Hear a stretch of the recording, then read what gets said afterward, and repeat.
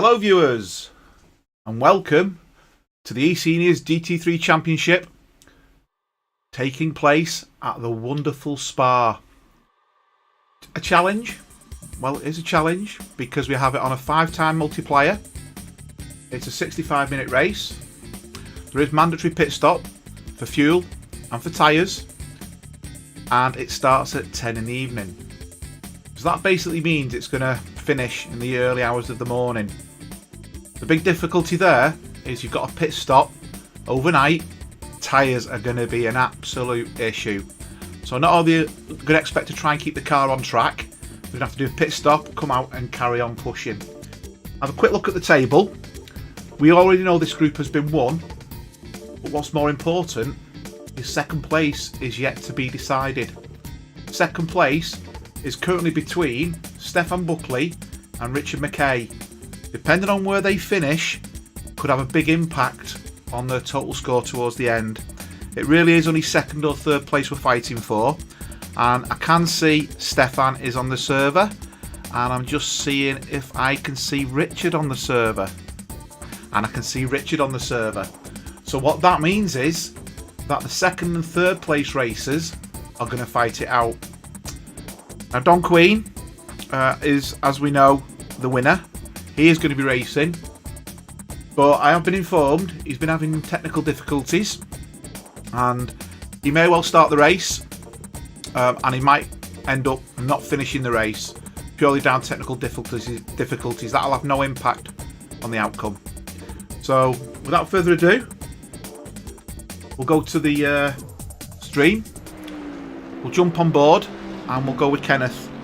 I've been watching pre-qualifying and I think a 221 is going to be pole, high 221. So what I'll do is I'll wait for Kenneth to get round his lap and I'll do my usual lap guide. I'll say hello to everyone on the chat in a minute, just get my usual lap guide out of the way and then off we go. So he's coming round, he's just come round the bus stop and he's going to be on the start finish straight. He'll put the car left and he'll brake around the 100 metre, just after the 100 metre marker, and turn the car in, cut the corner at La Source. So you'll see, get the car as close to the side as possible with the aim of getting the power down. He'll then get the car to the curb on the right to the wall, and then as he gets to the bottom he will jump left, ride the curb significantly, then get the car to the right hand side onto the curb on his way up through Eau Rouge and then into Radion. He'll now be flat out onto the Kemmel Straight. Getting a toe at this point is a big advantage as well. So I think that in front of him could be Mr. Sosa. So he'll get a really good toe. He'll brake up at the curb, drift it into the right hander then the left hander, which is Lecumbe. Trying to keep the car balanced. And then he'll be looking to get the right hander, cutting the curb again, getting the power on early, staying within track limits. And he'll be looking to brake hard into Bruel. This lap could be a bit of a problem for him because obviously it looks like he's racing with someone now. He'll pull the car to the right, again he'll drift left, take the curb, get the power on as soon as possible, using as much of the track limits he can get away with. He'll get his foot down, and what he'll do is he'll brake. He's going to have to brake a little bit earlier here. He wants to cut the inside, and this is into Pouillon. This lap isn't going to be a good lap because he's obviously stuck behind a driver who's a little bit slower. He'll carry on here, brake under the bridge. The right hander and the left hander is Campus.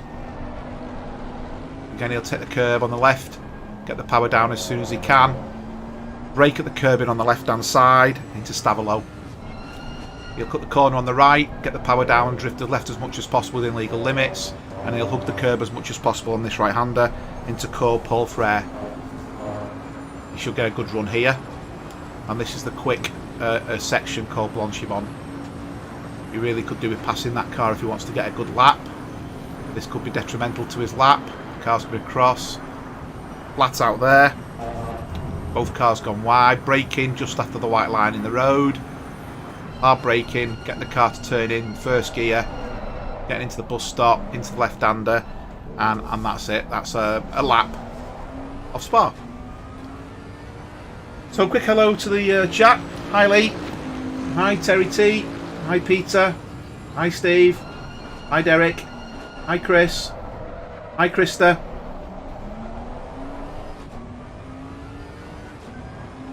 So who are we going for the race? Any predictions?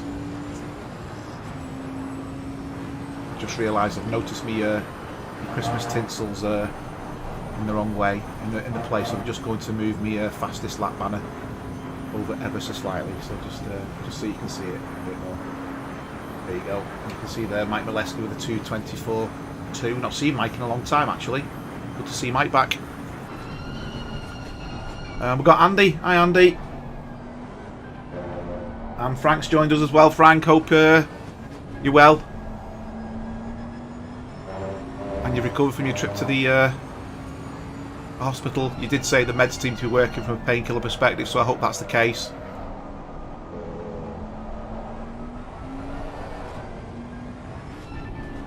So yeah, I do think a 2:21 in this group is manageable.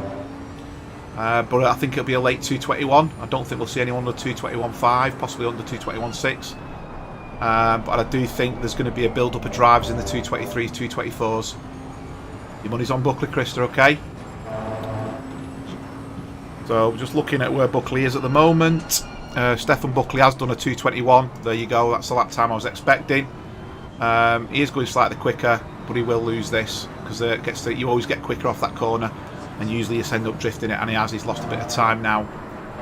He needs a good run through there. He's ridden the curbs there, he's lost that lap. He's going to have to go again. And I do think Nikos has put a 2:23.5 in. And I think if Kenneth can get a lap in, I think it's going to be a race between Kenneth and Don Queen this. Oh, Don Queen's just put a lap in of a 2:21.5, so what do I know? So, yeah, Kenneth and Stefan I think is going to be a big battle. But Kenneth's not actually fighting for anything. So the one to watch is Richard McKay, who's in 4th place at the moment. So we'll keep an eye on the front runners. So Stefan's lap's spoiled. We've got Don Queen, who's flying in that Ferrari. Absolutely flying in that Ferrari as it stands. Getting a cracking lap in there with that 2:21.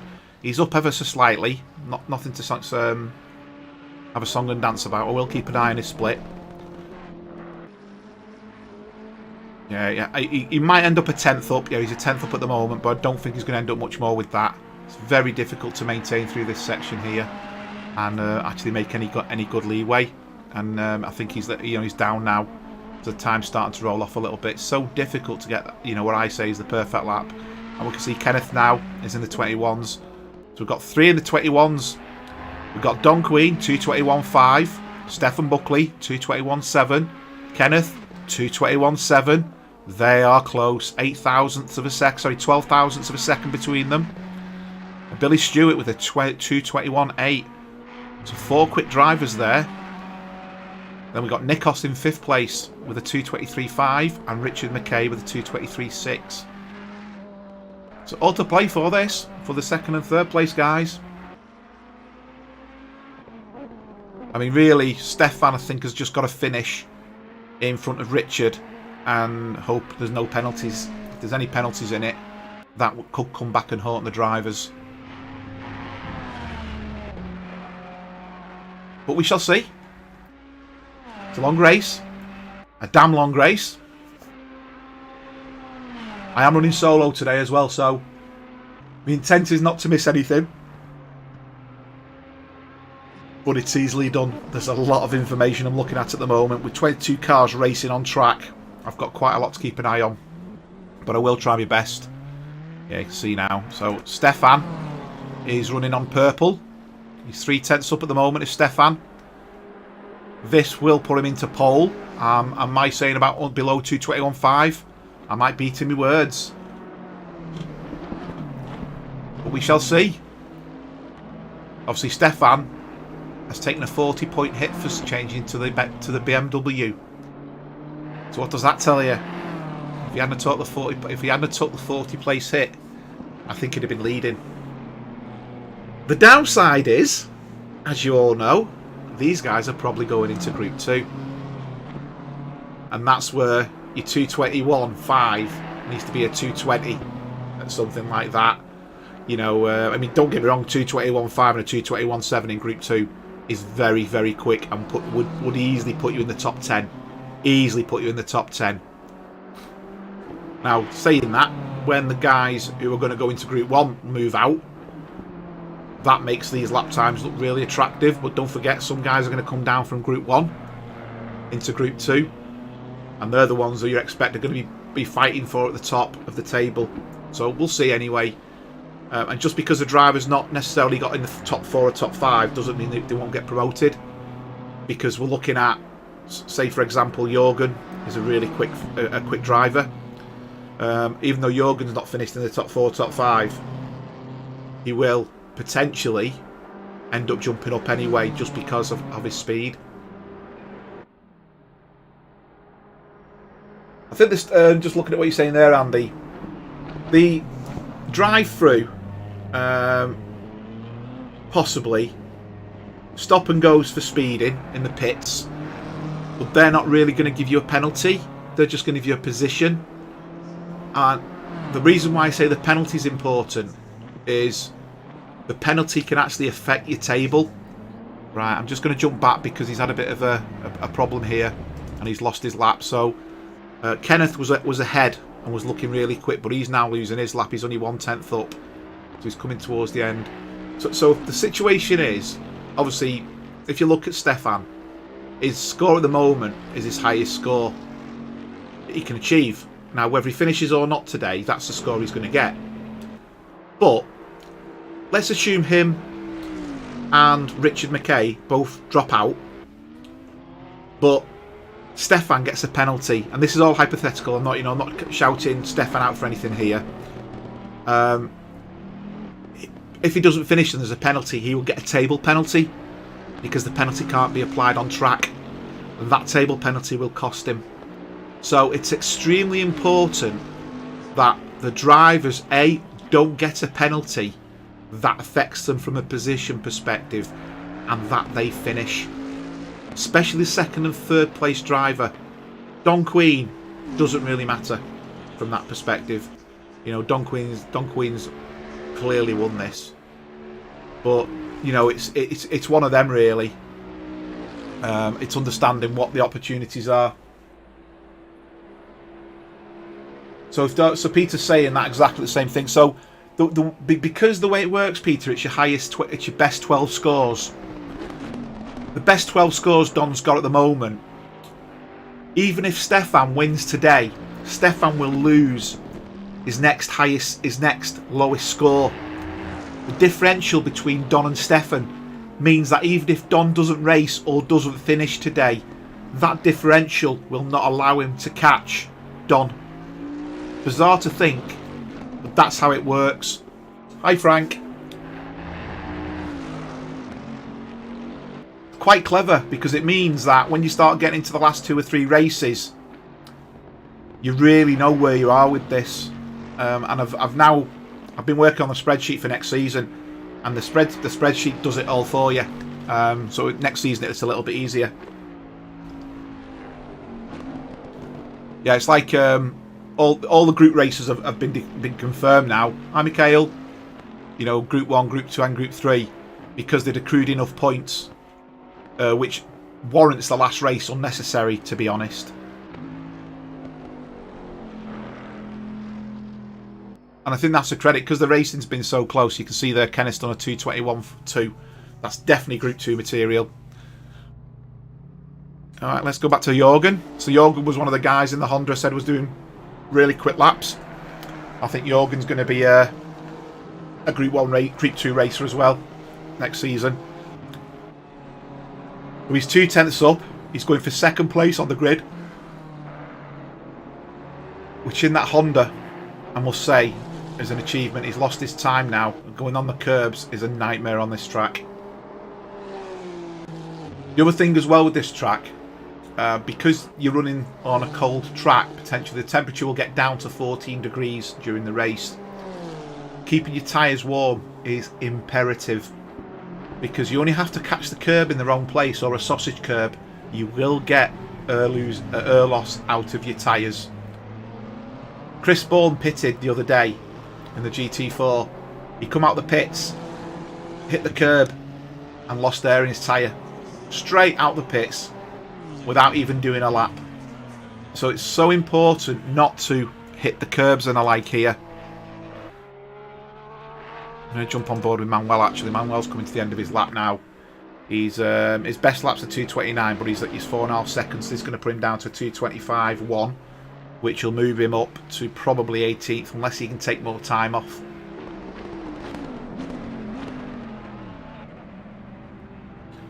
Hi Melvin. Yes, Frank. I think Group 2 is going to be absolutely mind-blowing next season. Yeah, Manuel lost his lap there coming into the bus stop. A few seem to be outbraking themselves into the bus stop. I've seen that in quite a few different races, actually. I don't know whether they... I know the tyre model means your braking points are different, but after a few laps, you could adapt to it. At this point, just want to shout out to our sponsors, PWS, Clean Equipment, PreciousWashes.co.uk. Been great with them sponsoring us this season and supporting us with ACC TV. So big thanks to them. I also want to do an official shout out to everybody who's kept these seniors going. So as you know, we do take donations. Unfortunately, nothing in life is free. You know, there's a few running costs we have to keep maintaining, and there are some very generous eSeniors members who have contributed to this via the form of donations. So I want to thank every single one of them. You know who they are. We do thank you for every single donation that we receive as well. And you know, without you guys and you heroes, none of us could race. So yeah, big thank you to yourselves for that. So Joe is doing. I'm sure Nikos said I pronounced his name wrong. I think it's J's a Y, isn't it? Yeroin. Frank, it's on the website. If you go to the website, there's a link at the top.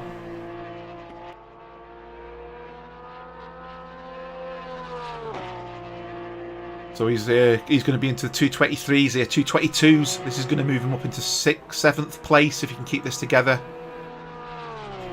Yeroin, I think it's Yeroin, because I think a J to the Dutch is a Y, is like a Y to us English. I think it's Yeroin.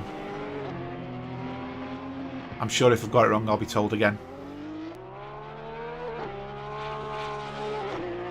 He's jumped right up the table here. 2:22.8. He's gone into 7th place. That was a great lap. I was saying Mr. Sosa's name wrong for I don't know how long. Until Nikos told me I was pronouncing it wrong. I was pronouncing it Sousa, which to someone in the UK that's how it's pronounced. But it's obviously Sosa. So, you know, all the times I get the names wrong, I don't do it on purpose, anybody. It's there's a lot of names for me to remember, a lot of pronunciations. You know, it helps if I can speak English myself, to be honest. Let alone having to say all these other names.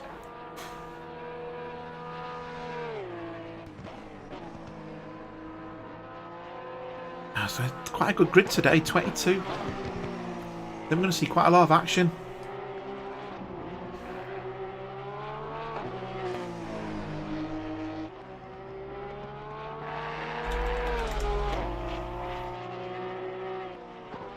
Think, yeah, all the top guys have pitted. There's no time to go out now, so this is how it's going to settle.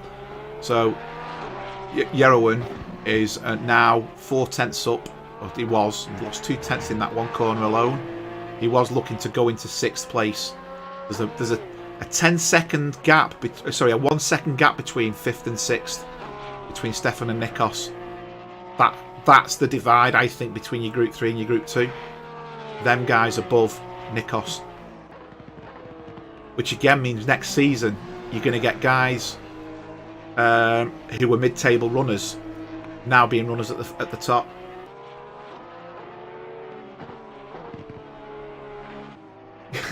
Terry, I should hope so. That's English. Melvin, 5 of the 21s can I go in Group 3 next season, please? You know the colour there, Krista? It's a nice, the nice livery that, innit? The sparkly orange with the Monster Energy livery on it. Yeah, it's really nice, that. I must say, I know Nikos has done a lot of liveries, but I've been very impressed with some of the liveries of the cars in eSeniors. In fact, that's a bit of a conflict. Monster and Red Bull. Isn't that a conflict of advertisement there? Terry, you think your name could be pronounced bad? Think about mine. I think I've got about 600 variations of my name. We've still got car 57 on track. Who's that? David Blythe. He's behind, so we might back out of this. Not too sure where he's up to on that. So what I'm going to do, I'm going to go to let him finish his lap. It looks like car 997's decided to go for it as well and gone off track. And that's Richard McKay. He's in the pits. So what I'll do is I'll go to my intro. And guys, this is a special intro for Spa that I've put together for you lot. Enjoy it.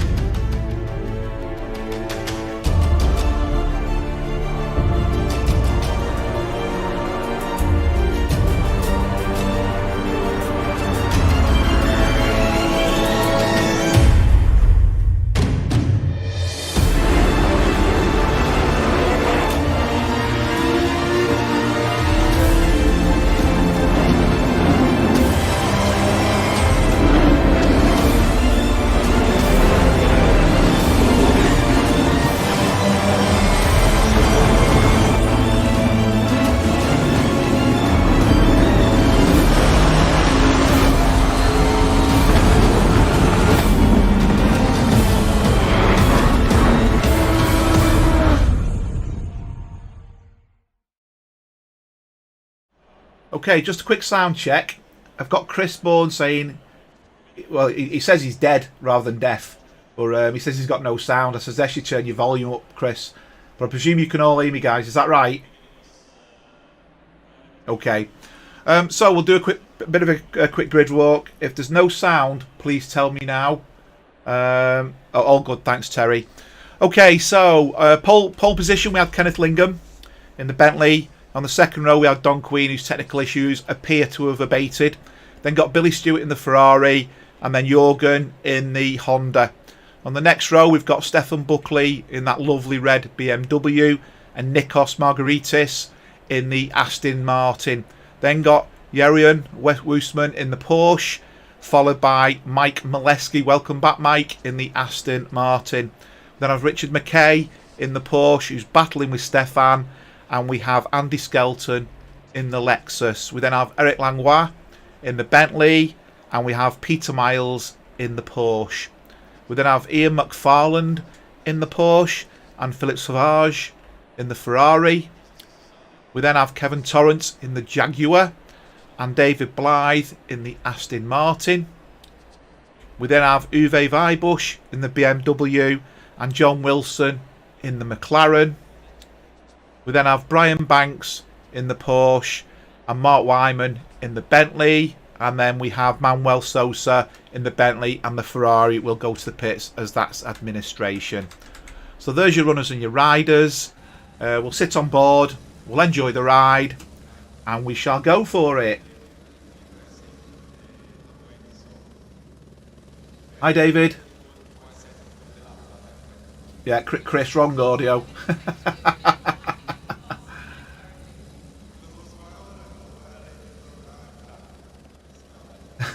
Frank. So you like that intro then? So it only works on Spa. So I can't use it every week.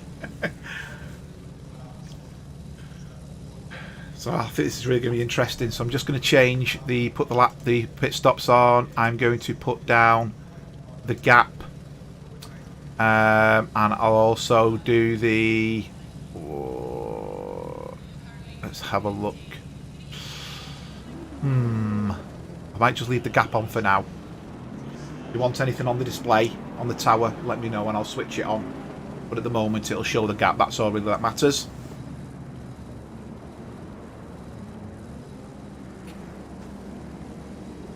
If you haven't hit that like button or subscribe, come on, get it hit.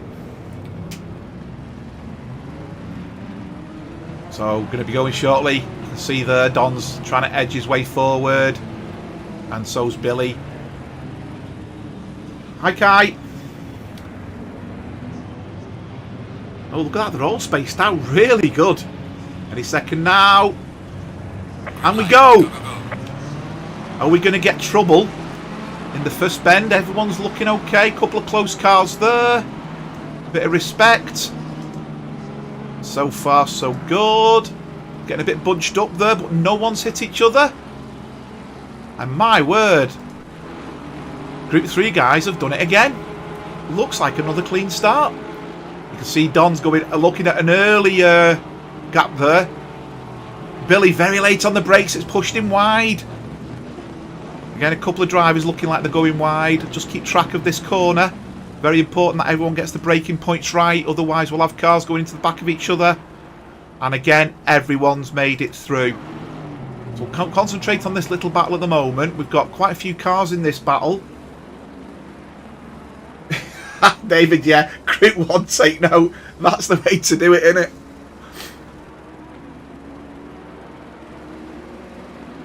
I'll stay with this for a bit, but because the light diminishes, I'll end up doing the like the chase cam because it gives you the best impression. In fact, what I'll start doing is I'm going to go to Stefan. I'm going to go to the chase cam, and you'll see from Stefan's car now. You can see the cars in front. The reason why I do this view, there's been a bit of contact at the back, but it doesn't look like it's been disruptive. So I think that was just a bit of a tap. Whoa, contact there. Have they both got away with it? Billy's gone wide. Billy, and he's let him pass there. Oh, and Nikos has made contact. Watch yourself, Nikos. Safe join. Whoa. There's a few cars making contact here. I've got 5 registered contacts on my screen at the moment. I think Nikos was alright there. He's managed to survive a little bit. So what we'll do is we'll go back to Stefan. Back to the far chase car of Stefan. And we'll keep what's going on. And Stefan's gone up the inside. And there's been contact at the front. Let's see what's happened there. Lap 1 shenanigans. Let's go to the far chase of Don. So Don's behind Kenneth. Kenneth's right at the back. Don's really forced it there. He's tried to go. Oh, and then he's been hit. And I think Kenneth going into the side of Don's actually ended Kenneth's race. Kenneth's now facing the wrong way. And he look. Oh, more contact. Oh, he's going again. That car's looking very dangerous and very slow, I think. It's looking. I mean, the back looks absolutely shocking. Let's see if we can have a quick scan at the car and just see what it looks like. Front's not too bad. Yes, a few grazes, but the back is looking a bit battered there. So, don't know how much damage he's received there, but I think he's yeah, he's going to struggle a little bit there. Let's go back to the mid of the field there. So we're on board at the moment. In fact, I'm going to jump back to Sosa, because there's a gaggle of cars here, all fighting. Whoa, that Bentley's gone wide of Eric. Eric went really wide then. He'd just been passed by Manuel as well. Manuel staying left just to stay out of his way, and he's now moving in front. And look how close they are. What great racing. What great racing. Doesn't want any contact. Eric's gone close. He's nearly gone off. Let's just jump back to David Blythe, who put his anchors on to stop contact there.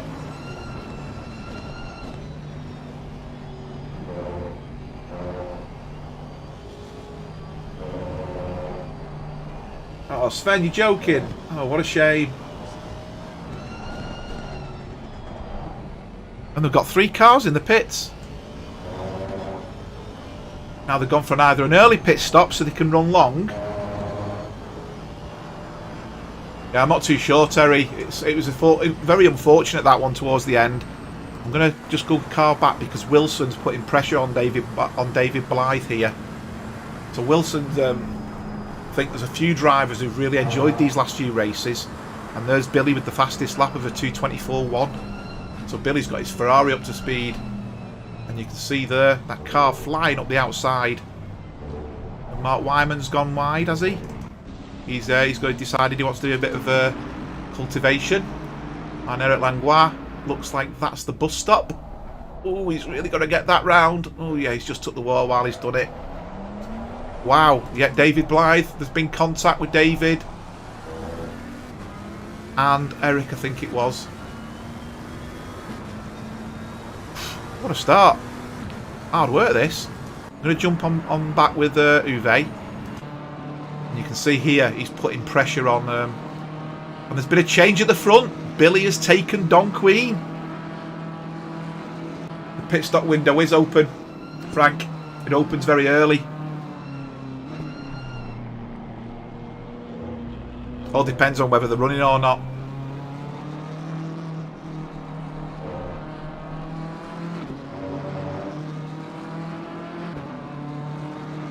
Yeah, it does depend on the car. I think, Terry, you said the Bentley's is not... I was going to say the Bentley's appalling, isn't it, Terry? There's no way you'll last an hour with the Bentley, especially the temperature dropping. Right, I'm going to jump forward because Stefan's now putting pressure on Don. This is really important for Stefan because while he's in front of Richard, it does mean Stefan's going to take second place. Now, it may be Don's taking it easy.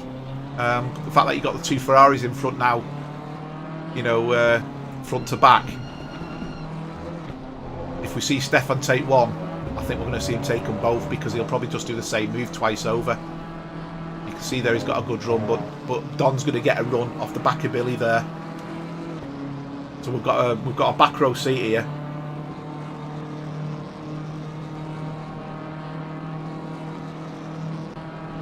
In fact, them Ferraris are flying, but Don's gone wide, and that's going to gift the place to Stefan. So Stefan's now on his way to catch Billy. So I think Krista said Stefan. Could be a good shout, that, Krista. And Billy's off. Oh, he nearly went straight across the track. He's gifted the place to Stefan. And we know Stefan, once he's in that BMW, he's off. Oh, Billy was close there. Don's close to Billy. I'm going to jump back a little bit because we now have a number of cars battling it out.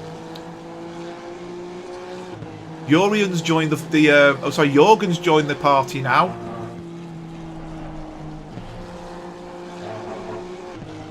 Fascinating stuff, this. Fascinating stuff.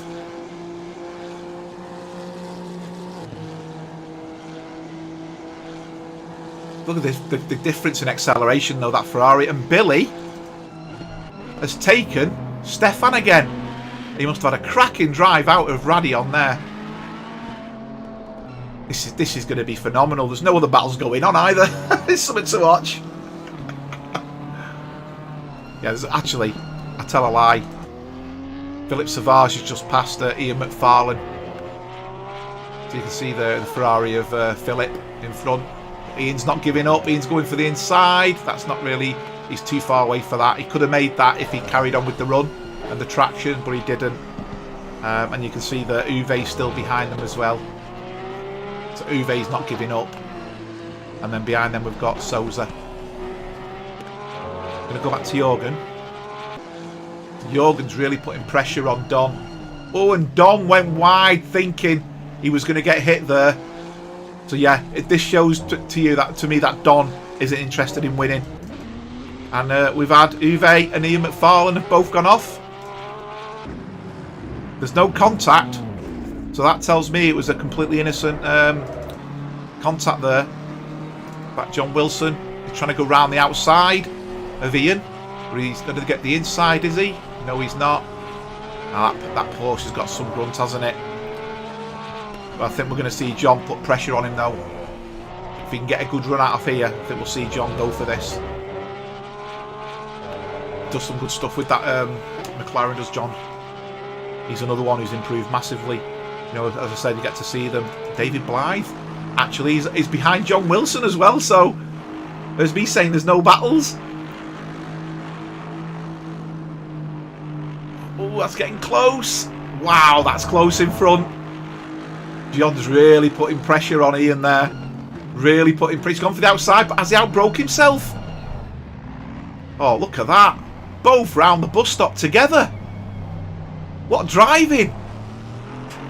I'll tell you what, that takes some doing that. That deserves a round of applause. Wilson and McFarlane there, both going round the bus stop. Two together. Awesome. Absolutely awesome. You'd have guaranteed there was contact there and someone would get pushed off. But no. Well, Ferrari's going for it again. Yeah, he's got the run. Sorry, Ferrari. The McLaren's gone for it again. He's had a good run there. Is the Porsche going to get the run at it? No, but I'll tell you who's got a good run. Mr. Blythe. Look at this. And he's going after the McLaren. Wow. Fascinating stuff. Oh, he's gone too deep though. That could cost him. Oh, yeah, he went too deep with his braking. I think the extra speed probably just upset his balance a little bit.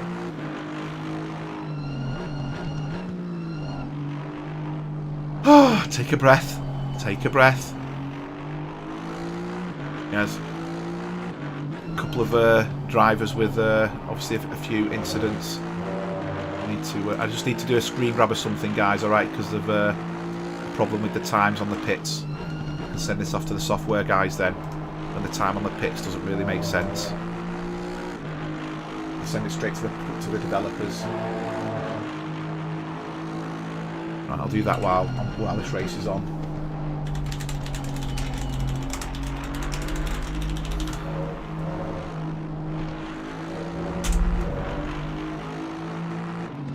That'll confuse them. Latest update, the pit times, pants. Need to get it sorted. And it is pants as well. It's awful. So I've got pit. I get to see the pit stops here. Both Kevin and Andy are showing 63,000 seconds to pit, which obviously makes no sense whatsoever. So I think there's something blatantly wrong. And Blythe's made a good pass there on Ian. Ian seems to be struggling a little bit. He seems to have no top end. I don't know if he's got damage. Going to jump back forward to Jorgen, because Jorgen's now putting pressure back on Stefan. I'm not sure whether Richard McKay knows the battles with him and Stefan, or whether he's just trying his hardest. Because oh, and Ian's passed David Blythe again, so these two are like a yo-yo. Ian's going slow again, and I think we're going to see David Blythe pass him again, perhaps.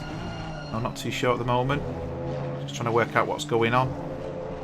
I don't know if they're doing it for giggles and laughs. We've got David Blythe going down the outside again now. He's got a deep angle there. That will be a track warning, that, I will imagine. He needs to get his braking point spot on at the top of here though, because he went very deep before and had to run through. Kenneth started his challenge back up, but he's gone off. So he's going to have to go again. So Ian's back behind David Blythe. Oh, he nearly put it in the wall. He just stopped, took the power off just in time. Eric's behind these two. He's gaining as well. You can just see Eric and the Bentley behind. So the Porsche seems quicker in certain places, but the Aston seems quicker on the straights. I mean, you can see the difference there. David Blythe's really taking it cautious around the corners, and yet on the straight you can just see how much quicker the Aston is. But when it comes to the corner, the Porsche is just outrunning the Aston. That's why I think we keep seeing them change places. I'm just keeping an eye on the front because Jorgen is very close to Stefan, and Jorgen does hold the lap record at the moment. I've got Billy Stewart showing as a white flag, which indicates he's going slow. And Stefan isn't gaining on him, so I think that's probably a misinterpretation.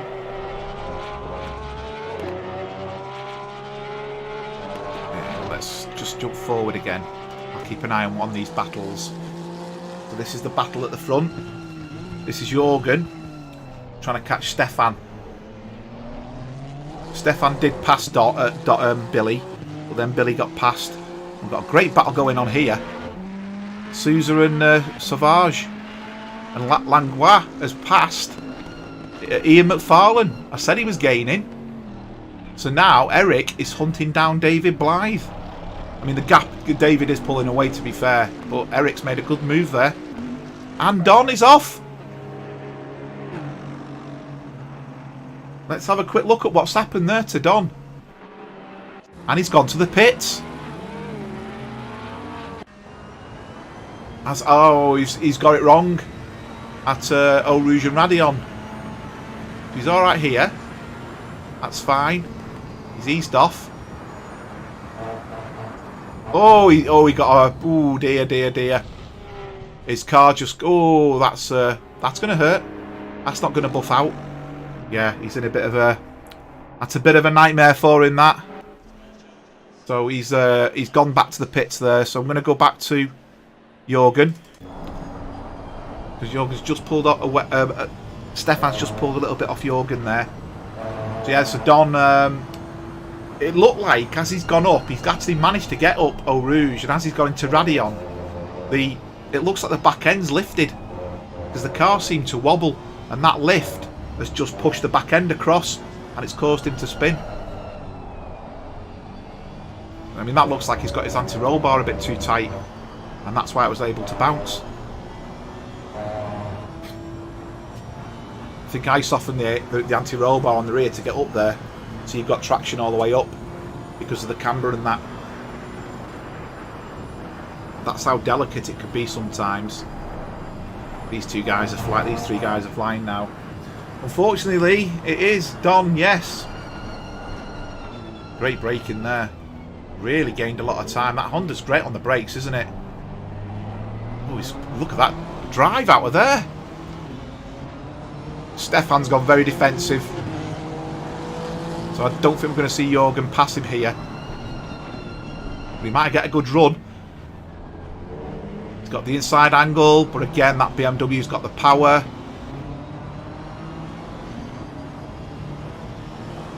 Yeah, I think the BMW's just got the grunt, hasn't it? But it's all about getting this corner right to see whether you get the run coming out the top of it. So again, Stefan ridden that curb quite a lot. It looked like he was just in track limits. And he was 3/10 quicker through there than Jorgen was. So that definitely worked in Stefan's favour, that then, the way he took it. These guys are pulling away now. Jeroen is 4.6 seconds behind. And then Richard's 3.3 seconds behind. Nikos is putting pressure on Richard, actually. Kenneth Lingham is coming out of the pits, so he's done a pit. Eric is now with David Blythe. So Eric's on a bit of a flyer here. Frank, I'm screaming at the telly to use the slipstream. Is that like he's behind you? Literally he is. Use the slipstream. Oh, you crack me up sometimes, Frank, with your little words. Brilliant, that. Oh, we've had a bit of an off. Oh, that's a big one. Let's have a look at what's happened. Let's jump on board. God, it happened a long time ago. He's just gone off and hit the wall. Slammed into the wall. Proper slammed it. He's lost all his steering, as you can see. And that's Jeroen's, that's basically a pit stop jobby, that. He's still carrying on. I think we're going to see him go to the pits because he's losing a lot of track time. He's trying to keep the car going here. I think he's just going to lose too much lap time. You can see he's not giving up. But he's got a long way to get back to the pits. A real long way. Anyway, back to the front. Buckley's on a mission. He's right with Billy now. Billy's having a storming lap. The fastest man still on track is Jorgen with a 2:22. Stefan is the current fastest on track. So he's I'll tell you though, that little Honda's back again.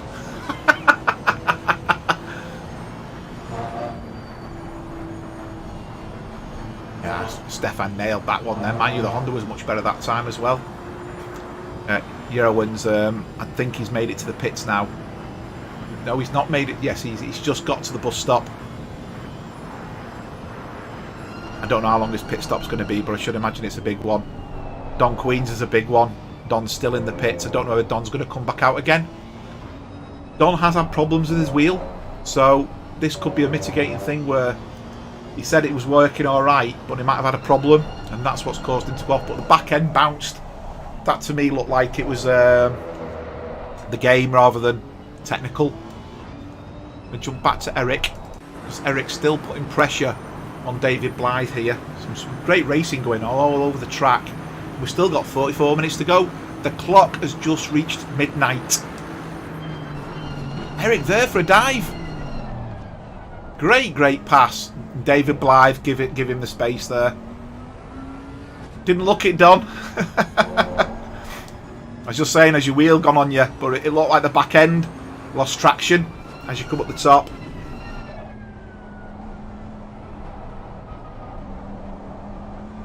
Yeah, Melvin, I noticed that. He can't keep it as throttled down as the BMW will be lifting. I can guarantee that. But it's a lift at the beginning, a short lift, whereas the Honda's lifting quite a way up. Is that what you mean? As we jump on with Stefan in a minute, I'll jump back to Stefan. Stefan will still lift. You'll hear him lift. I'll go quiet so we can hear it in a minute. But Stefan's lifts at the beginning of the entry. He will lift, then he'll throttle down. But the Honda, he's having to keep off the throttle further up.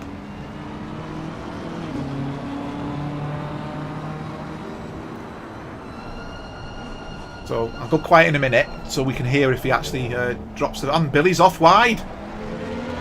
Oh, that's not cricket.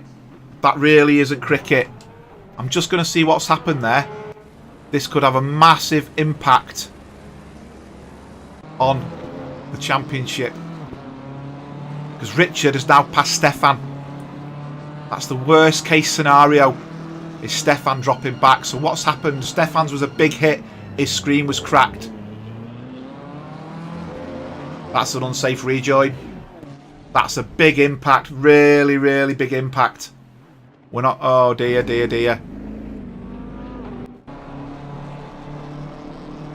So, he's Stefan's struggling. He's got no top end. He's got no lights. He's got a full lap to do. Oh, he's going to have to really put it in for the... He's going to have to pit. He's going to have to put it in after his pit stop because he's going to lose a barrel of time on his... Oh! He's thought, what the hell? I'll just take a shortcut. He does need to be careful still, though, because he could end up with a drive-through if he takes too many shortcuts.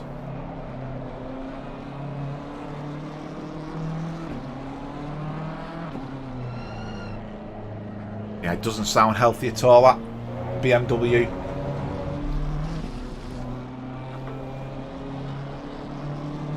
Thing is, Frank, it's the responsibility of the car off track to join safely. You know, Stefan shouldn't have to move out the way because Stefan's on track. Billy's gone wide, so therefore Billy should have relinquished position to put himself on track safe. It doesn't matter whether Stefan knew he was there or not.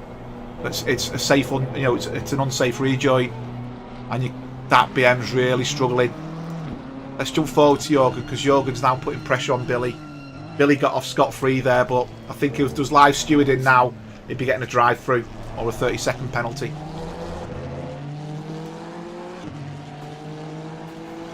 Let's take a brief refreshment. Stefan's just trying to get back to the pits. I think we'll see Stefan then put some blazing laps in. But that's such a shame that. He's coming down towards the bus stop now, so we'll veer off into the pits.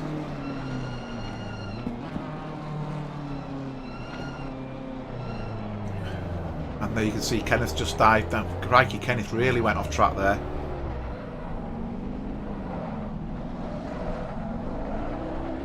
I mean, Terry, I know what you're saying, maybe you didn't see him. The point is, if you've gone off track, it's your responsibility to join safe. The game provides you with tools. You know, you've got the red arrow, plus you've got the little track map. The little thing to tell you where the cars are. So Billy should have been aware of that, you know, and I think we've been racing all season now. That I didn't know where a car was on track isn't something I would accept. I just really wouldn't, because I think it's quite disrespectful to other drivers if you don't know where the other cars are. I mean, yeah, we know Billy went wide, but as I said, it's his responsibility.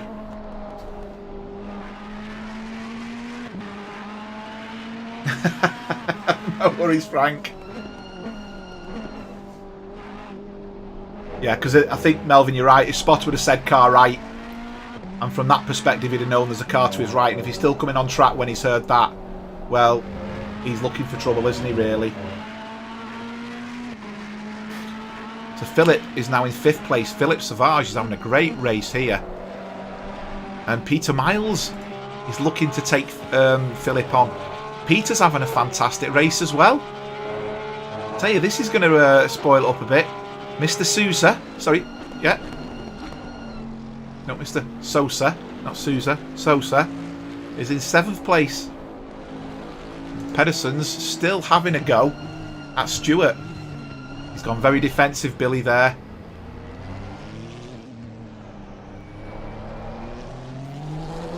I mean, Jorgen could perhaps do a pit stop and see if he can do the undercut.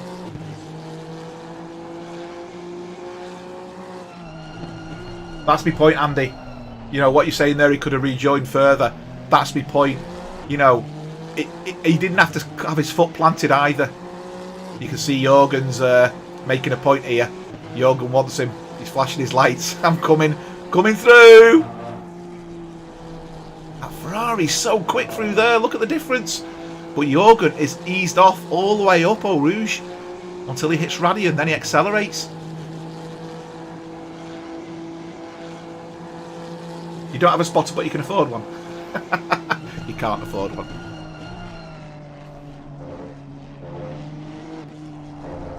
And Sosa's into the pits now.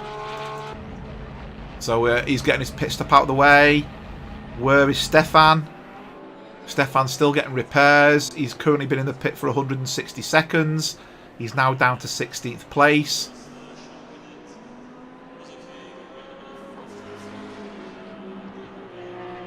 I tell you, this is going to end really, really interesting. I mean, Stefan really needs to get himself moving. Let's go back to Jorgen, because the cars are now starting to take the pit stops, and obviously that's going to have an impact on where people are.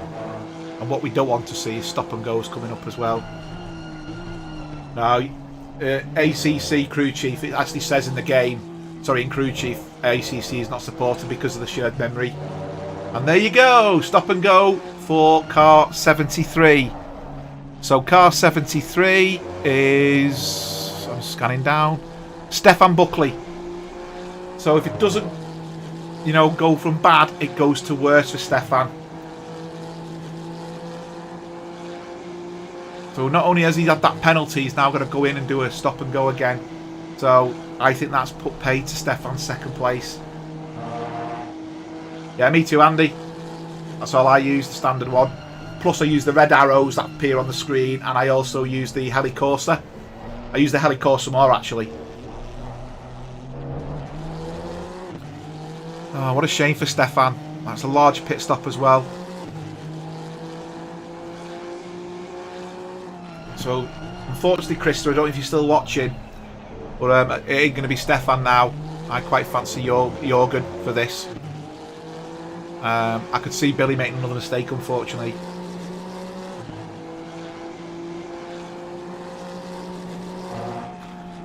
Just take this opportunity to thank PWS, Clean Equipment, preciouswashers.co.uk, our sponsors of ACC TV, allowing us to carry on and bring in this stream to you and everyone else who's watching from around the world. As I did before, I also want to thank everyone who's made donations to eSeniors this season as well. You know, the service we provide it is a free service. We don't ask you to subscribe, but there are costs, you know, server costs, website costs, things like that we have to keep paying for. And without the guys who are donating, you know you are too many to note really. We wouldn't be able to provide this service.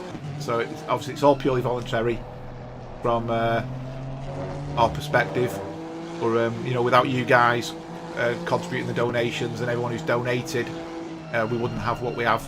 So that's a big thanks to everyone there, you know, as part of this community. What's Helicorsa? So Andy, if you've ever played original Assetto Corsa, there was a Helicorsa thing, and it's basically a proximity warning, and it sits on your screen, and when a car gets near you, it glows. and it shows your car and the opposition car, and as they move, yeah, it's a radar. That's it. Thanks, Derek. Easy way to explain it.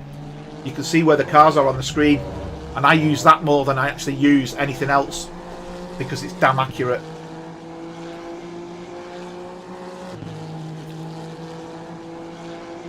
Billy's last lap was a 2:22, so he's on a mission. To be fair, he's on a proper mission here.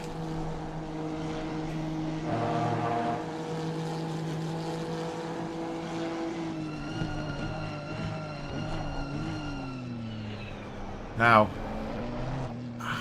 I'd be pitting. He's looking to get that run, isn't he? You can see he just wants that magic run.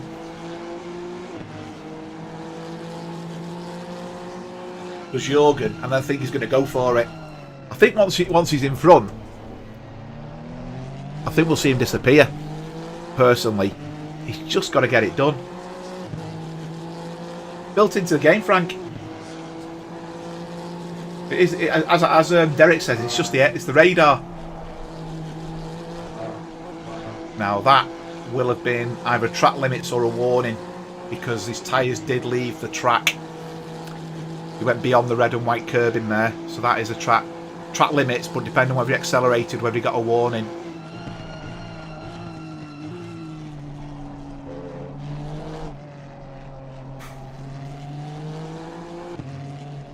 So where's Stefan? I think Stefan's had enough. Stefan's quit, have he? How can I see Stefan? No, Stefan's called it a day.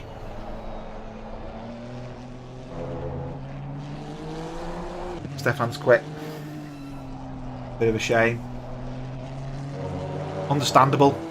I mean, I think it's fair to say Billy would have, he's going to get a penalty for that, even though season's over. It could affect where he finishes. It's just, it's such a shame it come to that.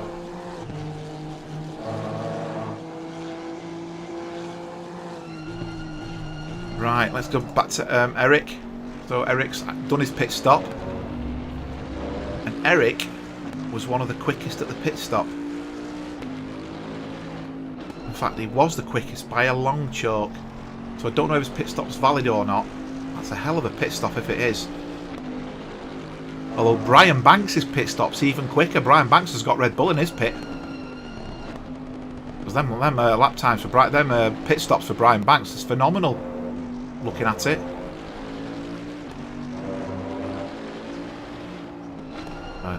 Eric's pit stop was exceptional, I think, though. Yeah, I think myth's an understatement, Andy. Turn the air blue, I should imagine.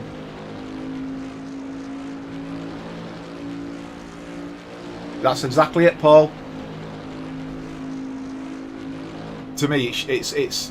I mean, we can't make people use things mandatory. We can't do that. But it would have prevented that incident. I'm 100% certain. If it was being used, then it prevented that incident.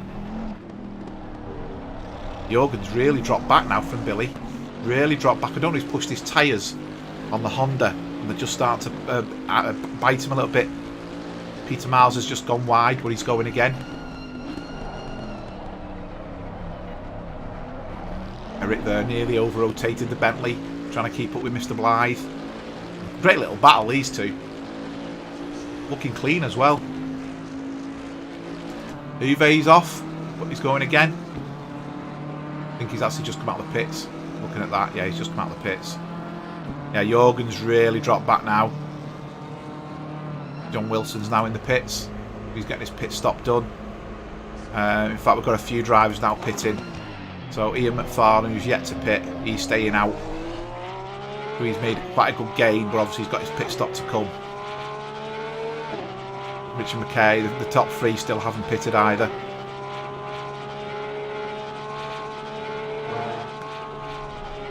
I couldn't tell you, Frank, I don't use VR. Melvin does, so I'm sure he could tell you.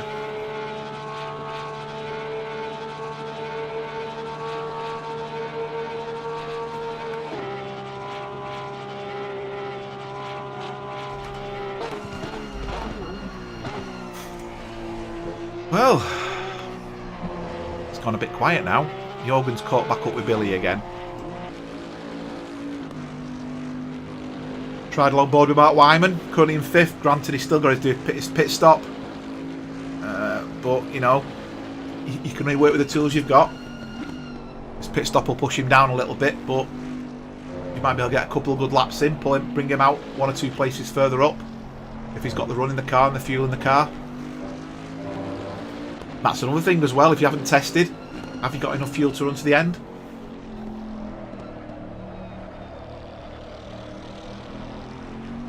And Nikos is coming out the pits. Oof! At least he stayed right. So Nikos has come out the pits in 6th place. So just looking where Nikos is, and I'm looking at the times, Nikos could end up in 4th place. And if something goes wrong, he could be getting a podium. Just watch this space. What an end to the season that'll be for Nikos. He will be ecstatic, and Wilson's just come out of the pits now. I mean, he's 40 seconds down the field, but Mark Wyman, who's in front of him, has still got a pit.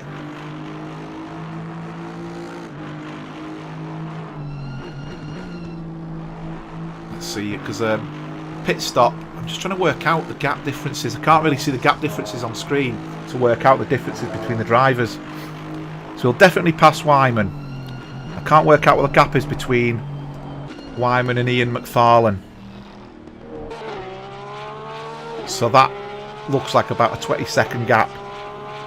So Nikos could come out in 4th place. I had to guess. Don't quote me on that. So Jorgen's in the pits. He'll be on the hunt with Billy in a minute.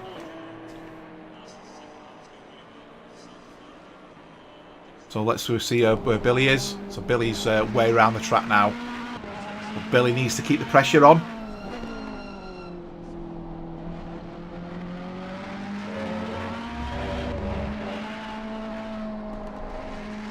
He's not going flat out through there. That was very slow through there. I wonder if we're going to see Billy come into the pits.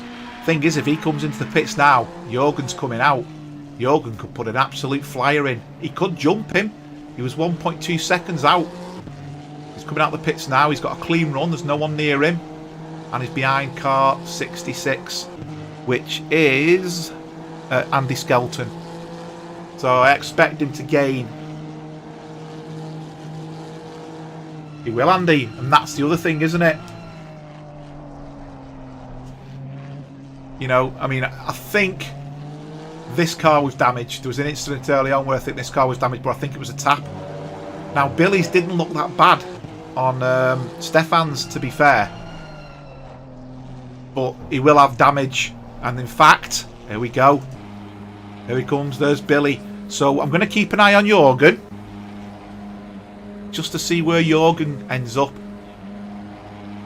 Got a long way to go as Billy.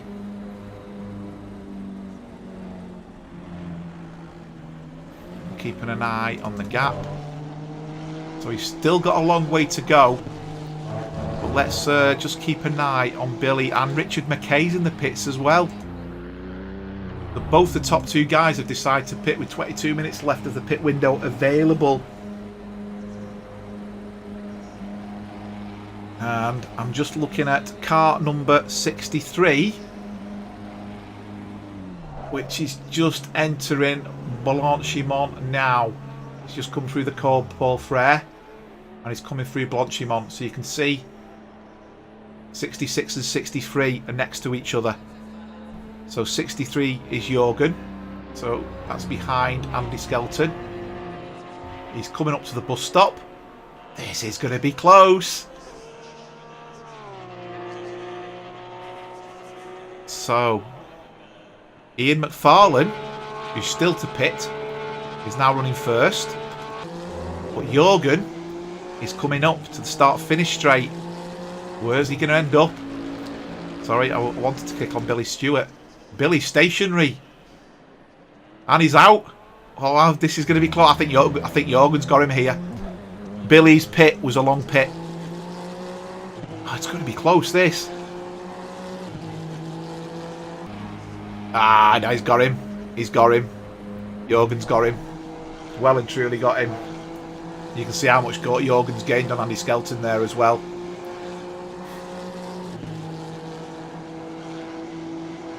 And Richard McKay's coming out just behind Billy. So Richard is now going to be giving Billy grief. Jorgen's come out 9 seconds clear.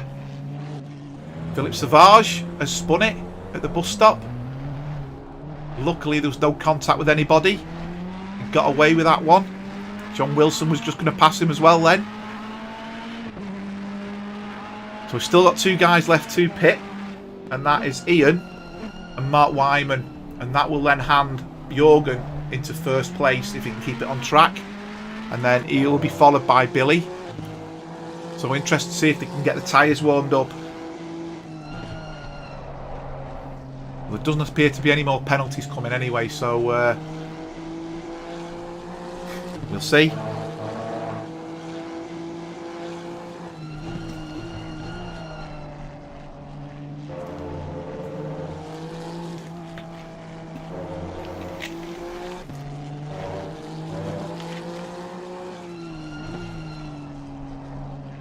In fact, Jorgen's taking his time. I think he's letting his tyres get to temperature, isn't he? Because you've really got to work him the second stint. Really got to work him. Because of the temperature. Look at the time. Nearly 2 AM in the morning. The track temperature's down to 14 degrees. They were qualifying with 18 degrees. So we've lost 4 degrees on the track temperature alone.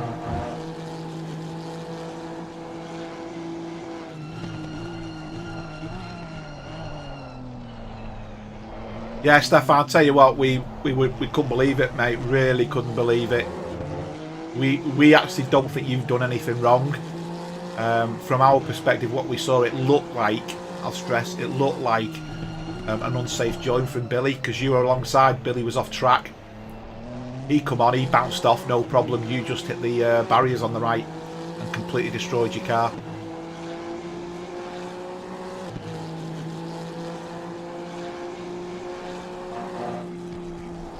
So I think, I'll have a quick look now, but I think that puts you in third. So just give me a second and I'll have a quick look and confirm that. Because at the moment, Richard is still on track. I think he was the one you were battling with. Let me just check if everything's looking right. So Richard's going to throw 35-point race and he's going to gain 15 points. So Richard's going to be 515 and you'll still be 501. So yeah, I think that's going to put you in third place unless Richard has a disaster, a disconnect or something.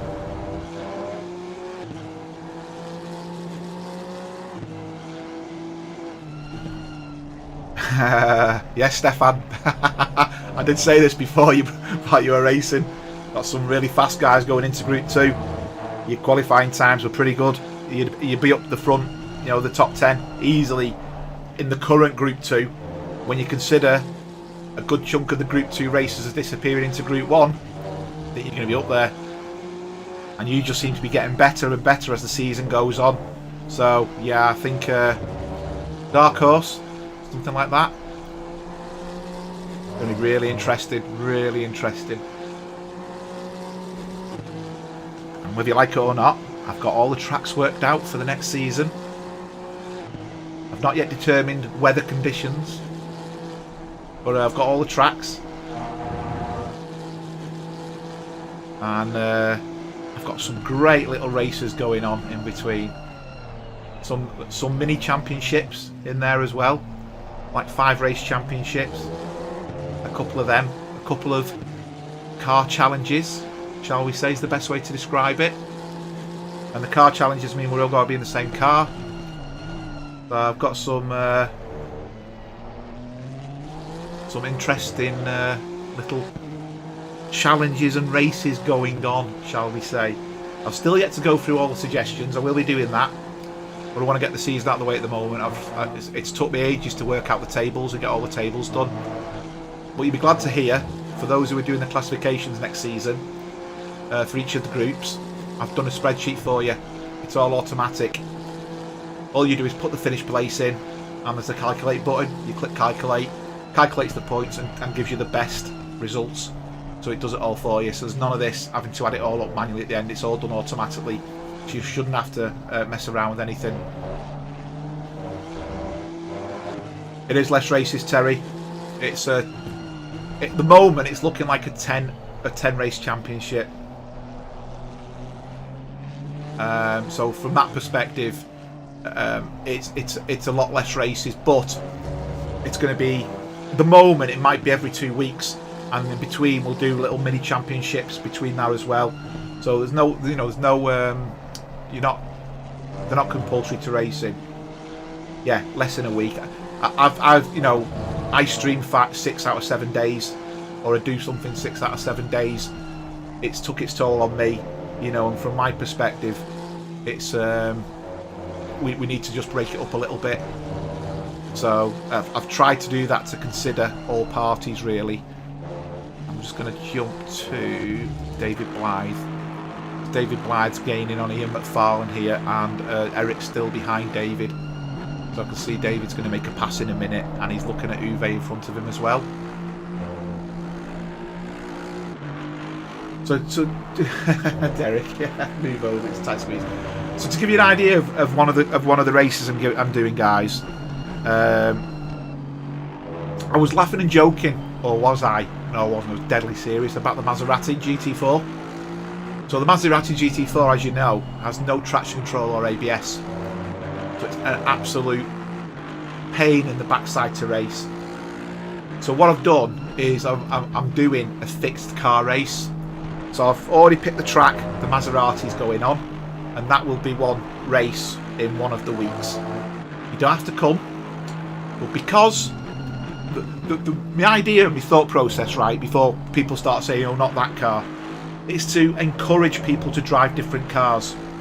Everyone gets in the BMW now, and it's BMW. Nikos last season, this season, everyone's in the Aston, or the Bentley. Intents and purposes, they're right. You only have the likes of a few of you in the Porsche, Ferrari, one in the Audi, and the Lexus. Everyone was picking the same car. So consequently, what I've done is I've lined up, and these aren't all set in stone, by the way. So just to make you think about it, I've got one for the Jaguar. Now we know Kevin drives a Jaguar. It's not the best car, but again, it gives you the opportunity to drive something you probably wouldn't drive. So I'll pick a different track for that one. There's been a pass up front, has there? David Blythe's looking like he's going to take Uwe there. Uwe and they're making contact with each other. David's easing. Oh, they're still doing it. What's going on? Come on, guys, calm it down. Watch yourself, Uwe. You got no beef with David. Oof. I was looking a bit close. Exactly, Frank. Andy Goddard. That's not what we want to hear. So to explain, there's a Jaguar one. There's one where I'm doing the Lambo ST. So that'll be on a track. The Lambo ST will be on the track. Oh, look at this move by David Blythe here. Easy done that. Easy done. And he's now hunting John Wilson. But John Wilson, I'm going to jump forward to John Wilson. John Wilson's putting pressure on Philippe Sauvage. I'm also doing the BMW at the Nürburgring. What better car on a better suited track? So yes, that track, everyone can have the BMW, and it'll be in good old on the good old Nürburgring. I'm doing a Ferrari one, or the plan is to do a Ferrari one, and that's going to be at Imola, the Ferrari test track. I thought that fits in quite well. Everyone in the Ferrari, you've got two choices of Ferrari as well. You've got the Evo and the non-Evo. Here's Andy, you're right. He's very, very smooth, is David Blythe.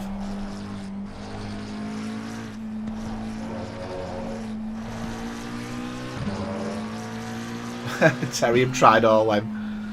The Honda at Suzuka, or the Nissan at Suzuka. See a pattern? And the Mercedes at Monza. Yes, Steve. Ferrari.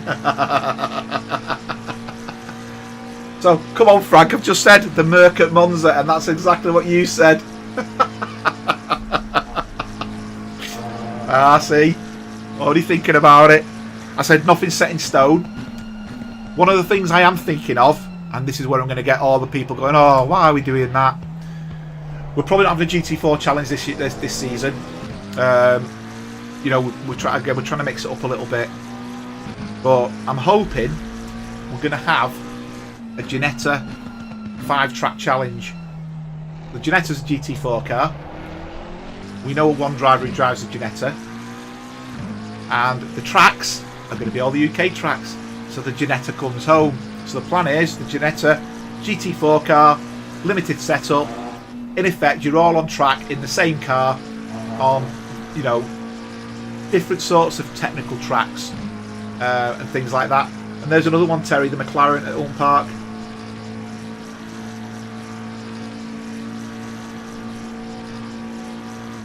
Anti-God, that's going to cost a fortune.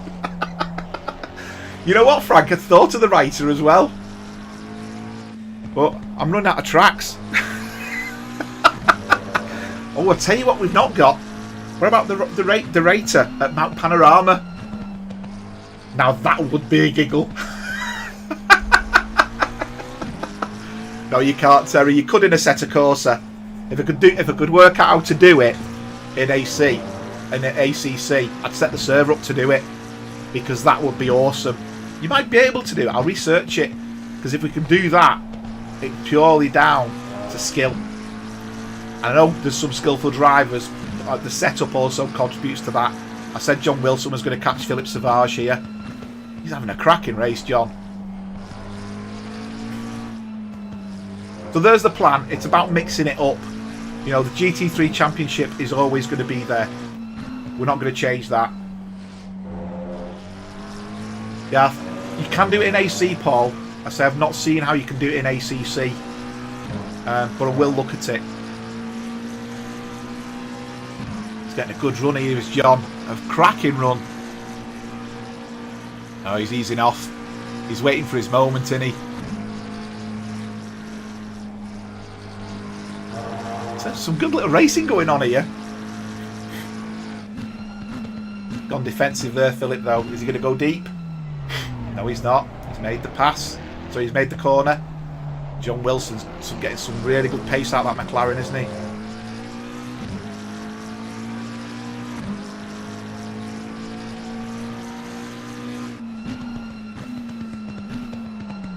Frank, come on.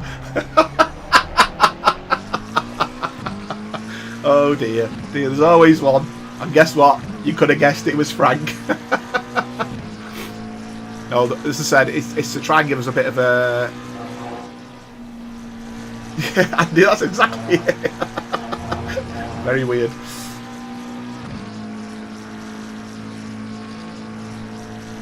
Yeah, I think that you can do an entry list, Paul, but I'm not too sure on the entry list whether you can force a fixed setup. I will look at it. Oh! Outbroke himself, but has he got away with it? Oh dear, dear, dear. That's cost John Wilson loads of places, that. Completely outbroke himself. Alright, it's gone really quiet now. Jorgen's 20 seconds in front of Billy. I said he'd run away with it when he was 10. I'm going to sit with Mike Molesky, because Mike Molesky is trying to gain on Peter Miles. I'm just going to have a look at the server. I'm going to see if there's fixed setups to see if you can do it.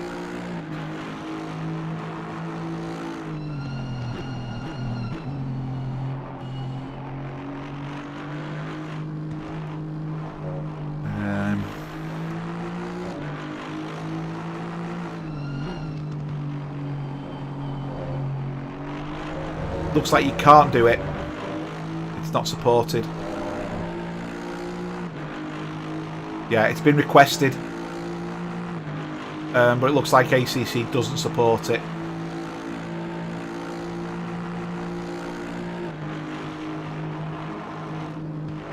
Yeah, you can't do it.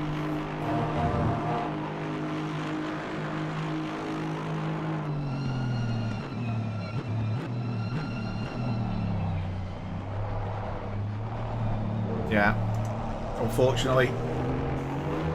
It was requested to Kunos. Kunos didn't provide it, so it doesn't look like you can do it.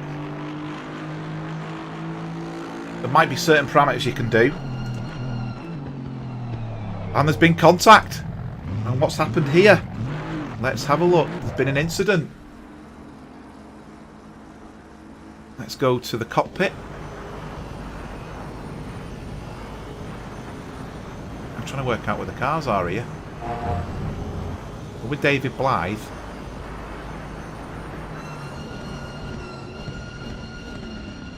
Whoa! A big whack by Kenneth Lingham there. A big whack. Couldn't even see him in the mirror. Oof, dearie me. That was what you call a big whack. So, yeah, incidents are still going on. Richard McKay is catching Billy Stewart ever so slightly, or it appears to be. Nikos has pulled away a little bit. I'm going to go back to Mike Molesky, because Mike Molesky, there's 8 minutes left to go, by the way, is 1.3 seconds behind Peter Miles. So I think this is, as I said, Mike's first race in a while, so welcome back, Mike, as I said before. Bit of a shout out to our sponsors. PWS Clean Equipment, preciouswashers.co.uk. Proud to have them sponsoring us. The ACC TV software allowing us to carry on this stream and offer the service to yourself and the rest of the world. And as I said earlier, big shout out to everybody over the course of the season and for the the life of eSeniors who've made a donation. It does mean that we can carry on offering this service free of charge. But obviously, every donation received is much appreciated. Jeremy and myself will always make a point of. Certainly Jeremy does, because I don't always get a notification, but Jeremy will make a point of thanking each and every one of you. So we do appreciate that. We fully understand, when we are trying to keep this service free of charge and provide it to yourselves free of charge. I appreciate you making donations, so it's not strictly free, but we're not putting you on a subscription list and forcing you to pay on a regular basis. Hopefully you enjoy it enough that you feel like a donation's the right way to do it. Oh, he's gone deep there. Oh, that's one way of doing it, Mike. Gained a load of time there. I'll go on the grass. He's lost a bit of time now as a result of that, but he was flying. I'm going to go back to Kenneth, because Kenneth's catching Uwe now after going wide before. Now, the entry list permits who can go on the server, Paul. It doesn't support fixed setups.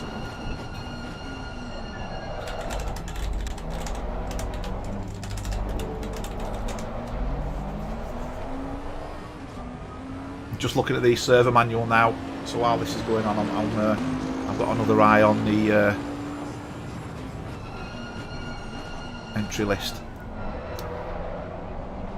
You can force the car model. You can force the livery.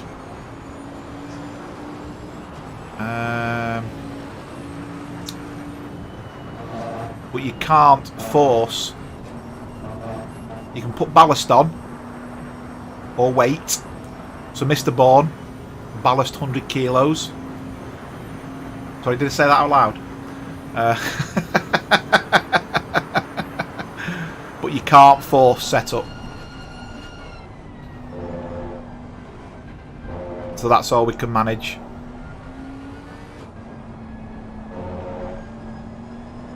Now you can force grid positions.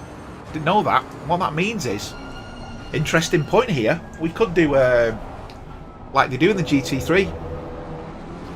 You do your qualifying session the day before, all your times are logged, and the entry list for the race is recorded as the qualifying session, and then you have the next day as your race.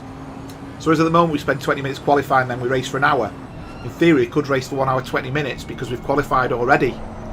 And what that means is we could plug the entry list in with the finished positions of the qualification, so when you come to the race you're on the grid in the right place. It does require more administration, but if we've got the entry list already set up with the cars who are in attendance, in theory it should work. What it also means is if you don't qualify, you can't join the race.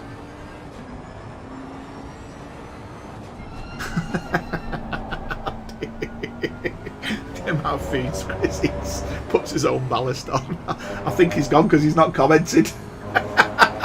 Mind you, he probably can't hear me again. Turned his voice. Oh, there he is. He's silent.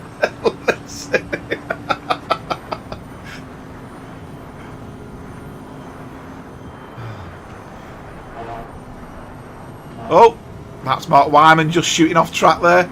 Lost his back end at the end of Longchamp. Kenneth's looking really quick. I am hungry though. Chris, when are you not hungry?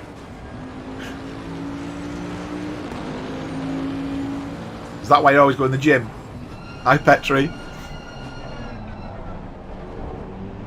Oh, look at this now, 2 cars. Let's go to the chase cam.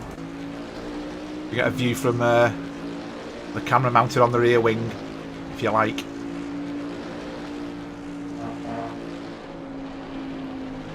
Oh, that BMW's wide. Uwe's gone wide there. That'll be that will be a track warning unless he really eased off, and I don't think he did. He just ate Rudolph. Boxy jacket spuds doesn't fill a man up. I've only had spag bowl, so spaghetti bolognese. The pit window is closed. That's it. Pit window's done. 3 minutes of the race left to go, and the time is 3:25 in the morning. Not literally, but in the race game.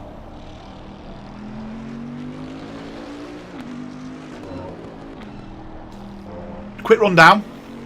And then we'll do a quick drive of the day. Jorgen is currently in first in the Honda. Got Billy in the Ferrari. Obviously had a bit of an incident with Stefan earlier on. Richard McKay in third place in the Porsche. Nikos in the Aston in fourth. Brilliant result for Nikos, that. And brilliant result for Mr. Sosa. Absolutely fantastic. Mr. Sosa in 5th position. Peter Miles, fantastic result for Peter so far. He's in 6th position. But Mike Molesky is hunting him down, as we saw before. He got his braking point wrong, but gained massively. He was on the grass, so he should get it a bit better this time. Brilliant. Philip Savage, who's just behind them as well, so that he's looking for gaining on somebody. John Wilson, obviously went off track before, but he's still going. David Blythe. He's currently in 10th, so he's the last of the top 10 runners. Kenneth Lingham, who's now hunting David Blythe down, as you can see there. He went into the back of him at the bus stop before. But as a gentleman, he did wait, so that's a very fair comment. Billy Stewart's just gone off track. He's gone wide, but he's running again. Uwe Weibusch having a great race. Eric Langlois in the Bentley dropped back a little bit, but kept himself out of trouble. Jeroen Woosman is in 14th in the Porsche. Brian Banks in the Porsche is in 15th. Andy Skelton in the Lexus, 16th. Kevin Torrance in the Jaguar is 17th. Ian McFarland, who was a front runner, is 18th, and he's obviously got a bit of a problem with his indicator because he wants to turn right. And Mark Wyman, who's ended in the pits, and Don Queen, who ended in the pits as well. So that's a bit of a rundown. Okay, your leader is on the final lap now. Give it Are we going for a driver of the day, anybody?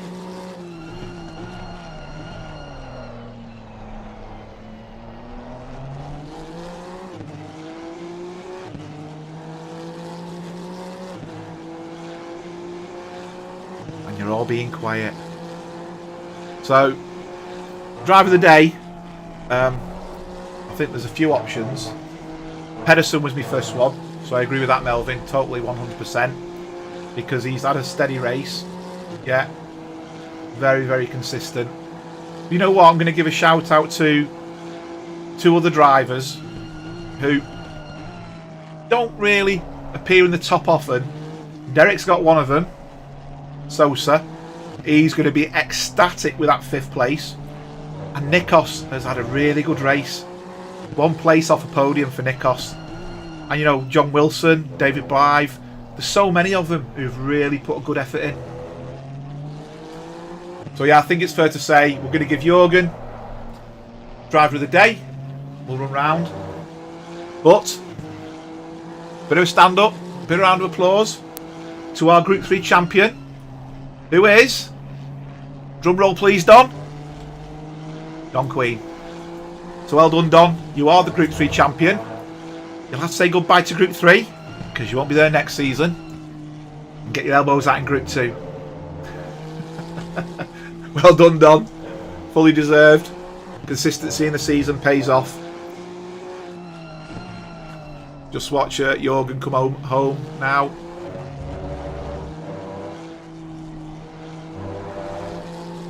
And I believe second place is now gone to Richard McKay, and third place is with Stefan Buckley. So all three guys, you've done really well there. You know, Don standing on the top of the podium. You've got Richard McKay on the second step of the podium, and you've got Stefan Buckley on the third step of the podium. So well done, guys. That's a round of applause from me. Okay, and here we go. Mr. Pedersen coming home, winning the race. Great result, that Jorgen. Finished the race. 25 seconds ahead of Billy.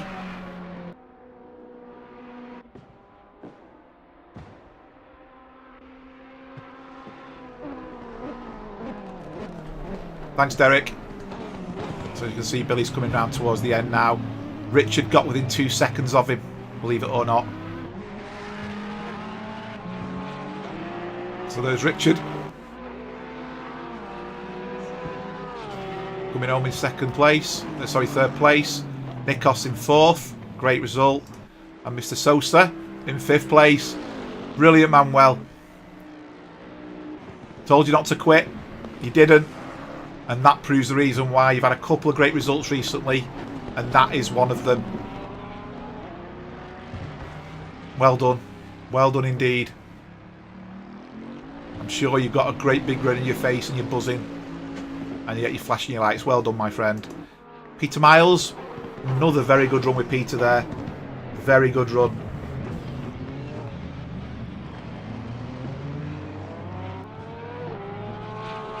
And behind that, got Philip Savage, who was very close. And then Mike Molesky, who was very close. And then just behind them, we have John Wilson. And then Kenneth Lingham, who's coming down towards the bus stop. So Kenneth managed to pass David Blythe. So Kenneth finished in 10th. And David Blythe finished in 11th. Then got Uwe Weibusch, one of the Weibusch brothers. Well done, Uwe. Shame for Sven with his connection. Eric Langlois, really good consistent run. Again, another great drive. And that is the official lineup of the finish, because all the other guys have finished. We had Jeroen Woostman, Brian Banks, Andy Skelton, Kevin Torrance, and Mark Wyman. Thanks very much, all. Hope you enjoyed that. Been a blast for me giving it to you all, and see you Sunday. I'll be racing on track tomorrow. I just want to say good morning, good day, and good evening, depending on where you are. Thanks for watching.